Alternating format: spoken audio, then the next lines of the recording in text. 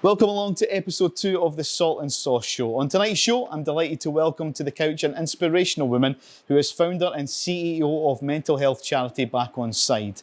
Now, you may recognise her from a recently aired BBC documentary, and tonight she joins me to discuss an extremely worthwhile cause. Ladies and gentlemen, welcome to the Salt and Sauce Show. I'm David Simmons, and tonight I'm joined by Libby Emmerson.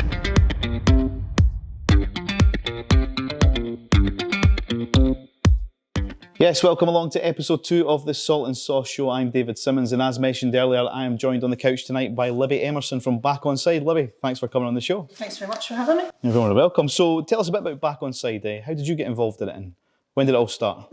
Onside is kind of my baby. It started in 2017 with an idea with me and Barry Ferguson, believe it or not. Right. No, we're sitting in a Celtic room, but and at the time, I'd left a job, didn't really know what I was going to do. There were some things going on with it, and my son was getting really badly bullied at school. Right. So I came up with this idea with Barry that we would go into schools and work with the pupils and the teachers to educate them about bullying and the effects bullying has on their mental health, and in the hope that it wouldn't get to a stage where young kids would want to take their life, and that's the kind of stage it was at with my son. So we put a programme together, we launched it in May 2017 at Golf Day with Joe McGinn and Charlie Adam and stuff. And the press was crazy. And we got all these phone calls from people looking for help. But I wasn't in a position, didn't expect that. I expected maybe schools to get in contact with us, say come in. But it was all people struggling with their mental health, mostly footballers. So kind of put the brakes on it a wee bit, and Barry said make it into a charity and do it right. So that obviously took quite a bit of time, and during that time I didn't realise how bad my mental health was. And one night, I don't tell my story very often to be honest, but one night it's like a light switch moment, that's the way to describe it. A lot of people say to me, oh, they must have planned it, or they must have known, or it wasn't, it was literally like a light switch off, and it just thought I had no money left in my bank. I couldn't think how to pay the bills, and I was thinking for the kids' sake, it'd be better off if I wasn't here. So I just made this really last minute plan and decided that I was going to go. Right. And as I said, I was up at Loch Lomond, so I kind of had the perfect views, and I'd put something on my Instagram that if my mum or dad or you or MJ had looked at it, you'd probably thought Libby's having a nice night at Loch Lomond. But a footballer from down south had been watching my Instagram for about 3 weeks, he said, and he noticed that things were changing. I was putting up things about mental health that I'd never usually would have put up. Right. And because his head was in the exact same space as where mine was, he just knew something wasn't right. And that night he said, I don't know why. He goes, I went to phone you a few times before and something came up. He said, but that night I just had a gut feeling that I had to phone you. And he did, and I only answered out of anger because I just remember at the time thinking, I can't even get peace to do this. Do you know what I mean? It was yeah, really weird thoughts. But that one phone call changed obviously everything. Yeah, and again, I spoke for about 20 minutes and I won't go into it too much. No. And then a light switch moment went again, and I raced back home. And don't get me wrong, it wasn't like a light switch went off again and I was fine. That's when I realised that I was in a pretty bad way. So you have really been in probably the shoes of what a lot of people are maybe feeling just now, and you want to be there for them. You want to be that voice down the phone, don't you? Yeah. I mean, I'm not being in the place that a lot of people have been in. I just know that my position and how I dealt with it and how it came on me really quickly, because I still believe that people always say, why didn't they come and speak to us? Sometimes you don't know. Sometimes it just happens. It's just an instant thing. However, I clearly was not very well a few months before it in the build up to it, but didn't too proud. Yes, because there's obviously a stigma around mental health still, isn't there? What do you say to anybody that maybe is like in your own shoes, that's maybe thinking, well, it's a sign of weakness, if you like? What would you say to them that are maybe feeling that way, that don't want to go and see the doctor or don't want to talk about it? No, I would definitely not say it's a sign of weakness. It's actually something very strong and very, very brave. Yeah. To get to the stage where you're wanting to end your life, and that's not an easy decision to make. Mm-hmm. So now I would just say, just reach out. There's always somebody to listen. Even if you have to put it on social media or write a letter, but no one's going to judge you. No. And if they do judge you, so what? Like going to the next person. I lost a lot of friends. A lot of friends called me selfish when I thought they were really close friends when I tried to talk to them about it. And I've had my eyes open as to who understands and who doesn't. But you will find the right people that become your network of like strength, really, that will get you through it. I mean, I've recently was worried I was going to go back that way, but I've put things in kind of a process now that I know when things are starting to get bad for me, or my friends now know. Like I do obviously when I come off social media, but I don't know if I've done it. I just disappear and they're like, oh, something's not right. So you do learn, and you learn how to cope with it, and I talk straight away. Like I'll just talk non-stop now about it, and that's the best thing. And so from there, back Onside grew? Yeah, it grew arms and legs, and the first year was quite quiet because I think I was still trying to deal with what I was going through and work out how, like where I was wanting to take it. And then I'm trying to think what really kicked it off. I don't think there was any particular thing. It just seemed to, I think I got stronger and I was more confident in knowing that this was going to work. When we get into schools and you see the impact it had on kids. Yeah. And then we had a few footballers then start approaching us because obviously the link, my background's kind of football and friends with a lot of football players, so they obviously trusted me enough to come to me. It just kind of snowballed, and then they would speak to somebody, and then obviously the lockdown when Andy Robertson supported us, it went a wee bit crazy, in a good way though. So let's talk about the football side of things. Why do you think it's such a big issue in football players? So I think a lot of it's changing within football because managers are getting younger, so they're understanding it a lot more, and they're educating themselves, and they've maybe been through something similar in football, so they've experienced it. Yeah, so if anybody does feel that way, like they maybe can't approach their manager, any football players, this is when you come in, obviously, isn't it? And you can be that voice on the end of the phone to talk to. Yeah, and we're not part of the governing body, we're not SFA, we're not PFA. Don't get me wrong, if we have to work with them, that's absolutely fine, but if a football player contacts us, we don't contact SFA or even their clubs or anything unless they want that. And we work with them, and it can take a long time for them to build up trust to then speak to a counsellor. But it does happen. And sometimes they don't need to see a professional counsellor. Yeah. They just need someone to talk to see. To get off their chest. Because a lot of the things isn't anything to do with football. It's nothing to do with what's happening at the work. It could be personal things, or their parents get ill, or money worries, anything. Yeah. Do you find any sort of trend when a football player like comes to the end of their career and they're not sure what sort of avenue to go down next? Do you find that? Panic. Yeah.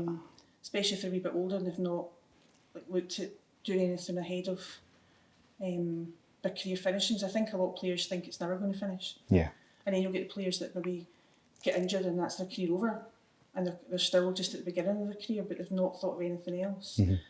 So as we try and really push, we go into academies and things. That's what I was going to say next. Sorry to interrupt there. I was just going to say, what about like the younger players that maybe don't quite make the grade, and they've obviously got this aspiration of kicking on and becoming a professional player, and it maybe doesn't happen for them, and they find themselves maybe down the lower leagues. Do you get a trending player like that suffer from mental illness? Or yeah, we've had quite a few during lockdown that maybe their contracts haven't been extended, and they're really young.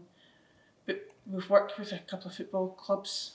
Like they've kind of given us head up, this is what's going to happen, and they know they're already struggling, so we'll try and get them ready for the best case or the worst case scenario, if that makes sense. So when they are told, they're in a much better place, headspace, and we've maybe got some ideas for helping them with jobs and things. Yeah, I mean, you touched on lockdown there. I mean, what impact has the COVID lockdown had on your charity? Have you seen an influx in calls or? Massive. Our calls have more than doubled.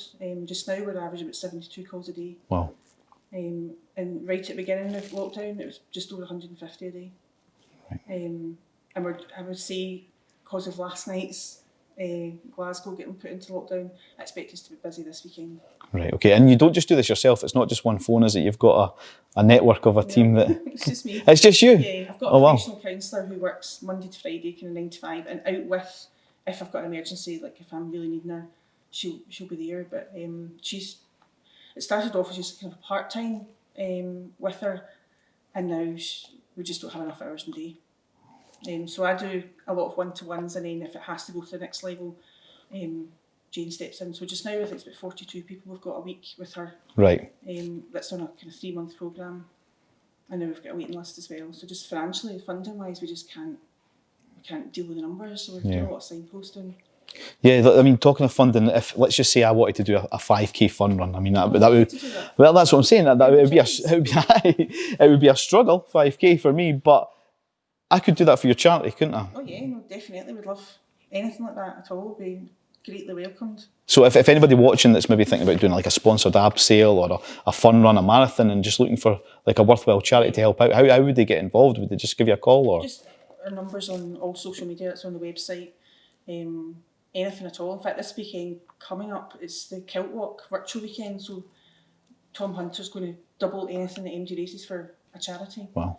And you can do anything. You don't have to do a specific amount of miles or anything. So that's always a good one. But no, like, contact us any way as possible. It'll be greatly received. Perfect. I mean, obviously you discussed about it being called Back Onside and the work you do with football players, but it's not just football players that you help, is it? No, it's MD. Started off, it wasn't meant to be football players, but that's kind of where our numbers were coming from. But now that we're known, it's like everybody, Joe Blogs to any sport to just now we're quite doing a lot of NHS frontline staff due to COVID, Right. emergency services, MD children. And that's just you answering the phone? Just me answering the phone, yeah. Your ears must be ringing. So let's just say I suspected maybe one of my family members or a close friend of mine was maybe suffering slightly with mental health issues. What advice would you give me or someone watching that could maybe help them out?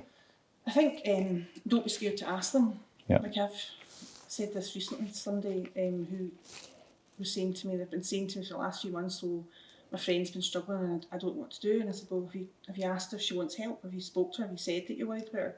No, I don't know how she'll react. And then they'll say, but I'm scared to say the wrong thing. You'll never say the wrong thing to somebody that's struggling because that's what they want. They want someone to say, are you okay? And don't ask them once. They'll guaranteed they'll say, oh yeah, I'm fine. But if your gut's telling you there's something wrong or they're acting a bit different or even went from quiet to really loud, like just out of normal, always ask about 3 or 4 times and eventually they'll say, right, okay, this person is willing to listen. And that's the key thing, listen. Don't tell them you need to go and get help or you need to do this. Listen to them. Just sit there and be a person on the end of the phone like yourself or even go for a coffee or something, is that what you would? And then suggest, once they've opened up, just say, look, I know somewhere or someone that can help you and just give them the number and then leave it up to them. But also keep checking in. So if you've passed details over and they said, oh yeah, that's fine, just gently ask them. And we get a lot of people that I'll say, well, give me their number or I'll follow on Twitter, especially with players. If sort of a manager says, well, they're struggling, I've given them your number. You won't hear from them. But if I can follow on Twitter or if they can give me their number, I'll give it maybe a few days and then text and they'll always say, thank God, because I didn't know what to say, because I'm embarrassed. So. Yeah, I mean, I did a bit of research when I knew I was interviewing you. Yeah. Obviously, the male figure that's affected by suicide in Scotland is quite frightening. Is there certain things that can trigger mental health in people, do you think? Is it like, obviously, losing a job, a relationship coming to an end? I noticed that unemployment was quite a high factor for male suicide in Scotland. Yeah, money worries, gambling as well. That's a kind of high one with us. And breakdowns of family breakdowns, especially within males. Girls seem to deal with that a bit better. Yeah. Does it come down to the whole pride thing that we talked about earlier on? Are men just too proud to speak out? Yeah, and I don't know why. Like I can't work out why a guy won't say that he's struggling. Although I'm saying that, I didn't, and I'm a girl. Yeah. But I'd put that down to being brought up in a male environment, and my dad's a farmer and he's very old school, and he just man up and got on with it. I've completely re-educated him now. But yeah, I think it is that whole, you're scared that someone's just going to laugh it off and say that, just man up, there's nothing wrong with you. Mm-hmm. One thing I did notice as well, like I said, doing my research, was the benefits of exercise on your mental health. Yeah. I think any exercise, whether it's walking or running, boxing, anything that gets your endorphins going, that makes you feel much better. It clears your head. Switch your phone off, like put it on airplane mode. And like I was listening to music a lot, but music's quite a big thing for me. So songs will remind me of things. So I had a worse effect on me. So now I listen to podcasts. Oh, that's good. And it's completely different because you're tuning out. You listen to the other person's voice rather than lyrics of a song that reminds you of something. So just do things like that. But exercise is a massive thing. I think walking every day is like, if you can't do anything else, go out and walk. 30 minutes, 20 minutes. Even just walking the dog around the block, just getting a bit of fresh air to clear your head. Perfect. We'll come back to Libby in just a second. Meantime, though, let's have a look at our chippy of choice this week. This week we visited the Penny Cook in, well, you can guess where. Here's how it went.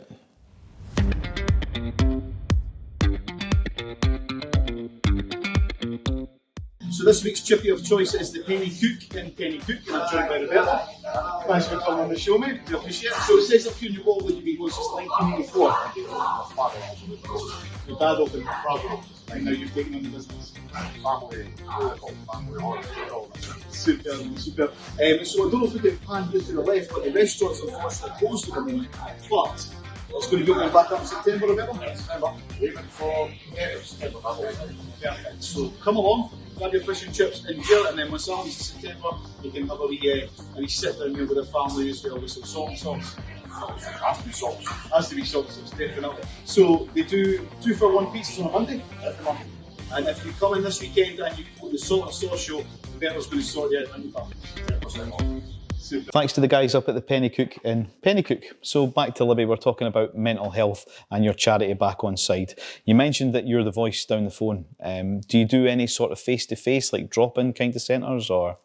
Yeah, so before COVID came in, we had drop-in centres that we try and base at different football clubs to use it as a community hub rather than, it's not for footballers to come along, but to try and involve the community in their local football club as well. So they come along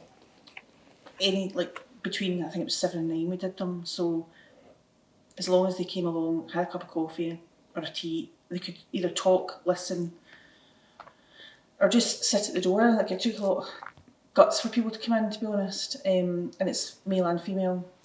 Sit around the table, don't have to give their name, don't have to say anything. It's not like the AA, there's nothing like that. And after about an hour of just like general chat, you'll always get people who want to open up, they'll listen to somebody else, and then they'll say, well, actually I can resemble that. And then after we had like an hour and a half, go out to the football pitch, and either one of the patrons like David Cox or Jules or somebody would come and have a kick about, and you find that the ones that didn't speak inside would then latch on to somebody in the pitch and start talking. So they always end up kind of walking football rather than actual football, which was fine because I got all stuck in goals. So yes, we do that, and that we plan to get that up and running again, and we want to move that on to like tennis and rugby, any sport, music, because we're working a lot with musicians just now because that's an industry that's really struggling. Right. So yes, we do that.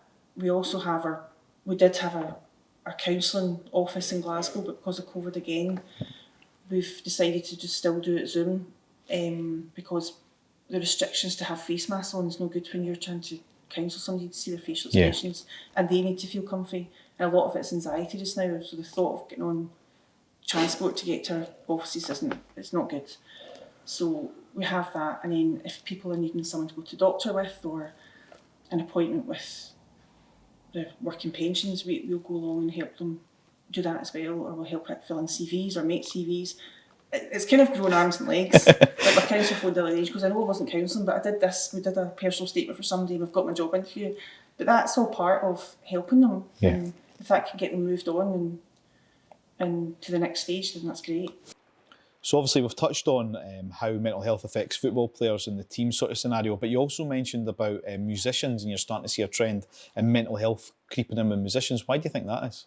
Yeah, I think that's a lot, mostly to do with COVID, because all their gigs are cancelled, and that's their bread and butter. That's their jobs. So, and to be honest, that's probably the last thing that's going to come back to our new norm. So they're now panicking, thinking, what am I going to do? They probably don't know anything else. Like, music's their life, their passion. So they're having to think outside the box of where to go next. And also, it's funny, we had something the other night, and one of the singers, after, like, I was thanking him, he arrived as a surprise. Didn't know he was coming. And after he's thanking me, and I was like, why are you thanking me? He says, because I didn't think that was going to work again. And he pointed at his, and I was like, really? He went, I've not sang for nearly 4 or 5 months. He says, and I don't know when I'm ever going to sing again, especially in front of a live audience. And he was quite emotional. He said, I'm just so glad it works. And I thought afterwards, yeah, that'd be like, well, just now we are kind of panicking about how we're going to keep the charity sustained. But I've got different options. Like I've been in hospitality, I've done accounts, so I know that I'll always probably find something else. Still worry, but if these guys, that's all there is like in the music industry or the event industry, and that just now is just looking like it's not going to Not happen. coming back anytime soon, yeah. I mean, on last week's show, we had stand-up comedian Gareth Walk, who obviously in a similar sort of environment with crowds, and he doesn't see stand-up comedy coming back anytime soon. He's actually had to take on a part-time role at a supermarket. Yeah. Have you seen similar things with musicians as well? Or? Yeah, definitely, and also that's what they're starting to look for now. Like one of my friends who was singing the other night as well, he's started a barber's Like a course? Yeah. Because he's thinking, I need to do something. So there is a lot of people now starting to panic, because I don't think even next year it'll be back to the big crowds. Yeah, when you think about like a festival and things like that, it's a long way off, isn't it? I know.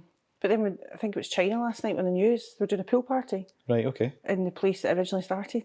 So I don't know how that's going to end, but I can't see... I think as well, people are going to be so scared to go to concerts and gigs and things. I did see somewhere there was like a scaffolding, Yeah. a 2-metre scaffolding. I don't know where that was, if it was in America or if it was I think it was down south. Was it? Yeah, because we were talking about that the other night with one of the sound guys, but he was saying, like, if you work it out, it's not worth the money. It's not to put on the production to do something that size. There's no atmosphere.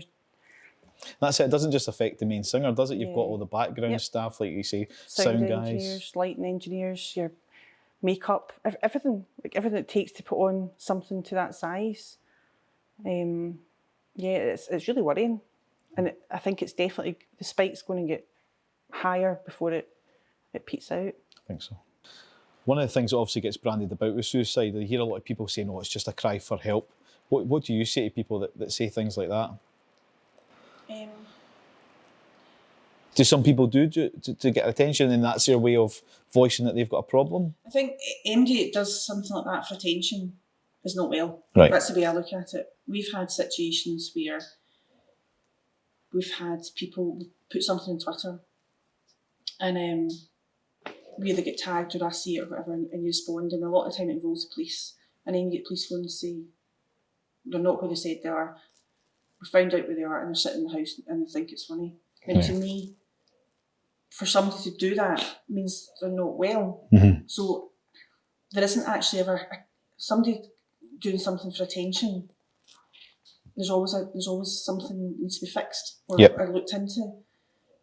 Other people that put it out there and people say it's cry for help. Yeah, if putting something out on Twitter is the way that you can tell somebody, or Facebook, or doing something like standing on the side of a bridge but no intention to jump, just getting someone to come and help you, then do it. If that's what it takes for you to do it, no one's going to And if they do, like I said, I had friends that just said I was selfish, and now they're not my friends, because I'm sure at some point in their life they might hit a dip where things are bad. But so no, I cry for help. It's a really touchy subject. I mean, but I think no matter what way somebody's reaching out, whether it's attention seeking is another thing it goes about, but there's a reason why they're doing it. Yeah. If that makes sense. So you have to look at that side of things. So yeah, react to everything. Like, sometimes it can be quite upsetting, because you will get this police get repeated 999 callers. We do get people that are repeatedly doing things, but we have to respond to it every time, because it could be that one time that we don't respond and something happens. That's it. I mean, if anybody does come across this podcast and does feel that kind of way inclined, that maybe they do just want to, like you say, go to social media and put on there that they're feeling a bit low, or go to a place, like you say, and take a picture, rather than go to that effort, just drop you a quick call. Yeah, or just a text message. Don't even have to phone me. Just WhatsApp me or text me, and we'll build up that kind of communication there. Go for a coffee. You don't even have to talk about how you're feeling to start with. If you just want to talk about the weather, that's fine. Don't feel you have to then, it's a case of you're phoning and you're pouring out your heart about how you're feeling. But if you want to do that, that's absolutely fine. Yeah. Another thing I want to get across is, especially with footballers, I'm male, especially if I say, well, I think you should speak to a professional counsellor and we'll get you on our programme. Oh, I don't want to lie on a couch. I'm not lying on a couch. It's not like that. Our counsellor is just so down to earth. It's not that kind of feel. You're made to feel like very normal, and because this what we're talking about is normal. Yep. It should be. We shouldn't have to be sitting having this conversation to raise Awareness, of mental health. It shouldn't be happening. It should be like you wouldn't have a conversation with me just now if you broke your foot to see what you're going to do about your broken foot. That's You it. know what I mean? Exactly. It's pardon the pun, but it's crazy that we're doing this. Yeah. So it needs to be more like this stigma needs to get dropped, and especially with men. And dropped quick. Mm-hmm. So you mentioned your counsellor. So if someone does approach you and you think they do need to go see the counsellor, what can they expect from that session? What sort of things will they discuss, and what will be involved? Again, it depends really on The scenario. the person. Yeah. We'll always, the first thing in protocol is to go to a GP, so they have to go to their GP. But we'll still keep in contact with them. It's not a case of you can't speak to us until you've been to your GP. And then Jane will assess them, do an assessment and see whereabouts they are. And it'll be sometimes some people might need 3 or 4 sessions a week, or it might be 1 a week. But it's usually a 3-month programme we put them in. Okay. But that's not to say that at the end of the 3 months, if they feel that they still need us, or Jane says to me they're not ready, they'll stay on. Whereas other places and charities, if they're funded, it's to get a certain amount for a certain time. Okay. So Sam H, we work quite closely with Sam H. Yeah. So they'll maybe have someone to come to the end of their 6-week programme, but they're nowhere near ready. So they'll ask us, can you help? So we do that as well. So, but that was always my thing, was no matter who you are, what you earn, what job you've got, you come to us and everything's paid for. We pay for everything. Because that's where my worry was. Like when I did what I did, the footballer that phoned me, and he saved my life, and I'll be forever thankful for him. But he then phoned another player up here, an ex-player, who was with me the next day and had me in private counselling. And I was like, no, and he's like, I'm not taking no for an answer. You can repay me whenever, or do something for me later on if I've got a friend that needs help. And if I didn't have him, I wouldn't have been able to afford counselling. Absolutely no way. And that's where we have a lot of people that there's absolutely no way. And they say that, like, if we didn't have this, we would probably not be here. Yep. And then you get people that can afford it, but at that time when they're going through what they're thinking, the last thing they want to be thinking about is, I need to ask them how much it is, how do I pay them? And you'll always get it back, and I believe good karma. If you give out good karma, you'll get it back. Yeah. And we've had a lot of people that are in good jobs, or players that have come back and said, there you go, that's for what you did. Never expecting it, and that's not what we go for. So yeah, that's a huge part of our kind of brilliant behind it. Superb. Now obviously you do deal with the subject of suicide, which we've talked about quite a bit. What would you say to anybody that is feeling that way? Because that's a feeling, we talked about this off air, it's a feeling that does pass, doesn't it? I mean, you opened up at the start of this interview about your personal situation. Obviously, you're absolutely glad you didn't go through with anything that night. What would you say to anybody that's feeling that way and just feels that there's no way out for me? There only is one way out. What would you say to them right now if they're watching? To reach out to us, or anybody, if they don't want to reach out to us, just tell somebody. But if you're scared to tell somebody, you're scared at how someone's going to react, because especially if you're really close to you, like your parents or your partner or something, they'll go into panic mode. So do reach out to us, send us a message, and be as blunt as I'm feeling suicidal. Yeah, straight to the point. Yeah. And then I'll phone, I'll go meet you, but that will be, and as soon as someone says it and they get a reaction of, I'm here to listen to you, yep, that thought starts to go away. And then we can get help. Start the rebuilding process. But if you've also got somebody that you've heard that have said to you, I'm suicidal, I'm feeling suicidal, ask them the question, have you made a plan? And if they say yes, then that's a 999 call. Right. And don't be scared to do that. Don't think you're wasting anybody's time. Even phone us and we'll make the call. But if someone says that they've got a plan and they've thought it out, then you have to take that serious. Don't just think, oh, we'll go to bed and check them in the morning. But yeah. Please don't, because we've had that happen so many times and it's not ended well. Yeah. You mentioned the patrons. I know Barry Ferguson was involved at the start. You mentioned earlier he's no longer doing that with you. Who are the patrons of your charity just now? Just now there's David Cox, who plays for Cowdenbeath and was very open. He struggled really badly with his mental health. Right. We've got Graham Wilson, who's not a footballer, he's general public, but he's a recovering alcoholic. He's been clean now for 7 years. Wow. And his story is just phenomenal. Like, you just wouldn't, this man shouldn't be here. Right. And then we've got patrons, Gary Hollywood from Mrs Brown's Boys. He's my best friend, so he just gets told what he's to do. But he lives in Lanzarote, so he doesn't get to do too much. And then we've got ambassadors that are like Jamie Winter, that played for Aberdeen, who now plays for Carnoustie. Yep. Yeah, Junior Mendes. Yeah. Jordan Moore, who played for Dundee United. Okay. And a few other people that we're just kind of getting launched and getting up on the website. So we've got a good wee team. Chris Doolan's a patron as well. Yeah. Chris hasn't really struggled with mental health, but he's really good at doing the changing room chats. We've got bound to changing room chats with teams. Right. So he knows how a dressing room works. So he gets it. So when they see him talking, he can get other players talking, and that works really well. And he does like coaching and things. So wow, good routine. Yep. So I mean, if anybody like has involvement in a football club and thinks, you know what, I'd quite like Libby to come in and speak to my team about that. Is it just a case of picking up the phone and speaking with you? Yeah. We arrange a day that suits their training. It'd be a bit different now because of COVID. Yeah. We're able to do it in the changing room and such, but we could do it out in the picture. And we just go in and it's basically, I'll do a bit of it back on side and what we can do, what we can offer them, and then the guys will talk about the football side of things and engage that way. And you'll always find, no matter what, somebody will open up and you'll see all the kind of guys going, oh, didn't know that. It just takes one to speak up and then the rest of the room will open up. And we've had really good feedback from managers seeing how it's changed the whole dressing room and how it's changed their opinions. And they're not just looking at it for their physical health. They'll like, oh, how's your head tonight? And it's not laughed at. I mean, that's a general. Yeah. If someone's got an injury in their leg, oh, how's your leg doing? If someone's not feeling shit, oh, how's your head today?